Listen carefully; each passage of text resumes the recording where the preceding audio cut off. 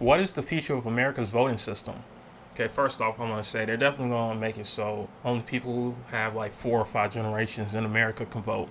I don't think people who just moved to America is gonna have the ability to vote for much longer.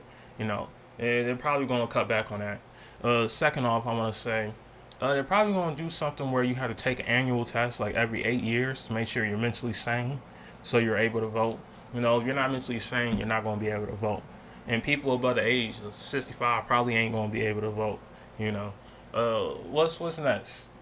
I want to say they're probably going to make you start paying for your ability to have a license to vote. There's going to be a specific license that you need to have, not like a driver's license, a voter license, and you're going to have that license and make payments on that license in order to vote.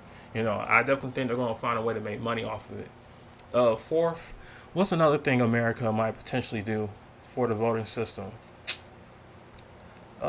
I kind of believe they might have a system in place where only people who pay a lot of taxes are going to be able to vote.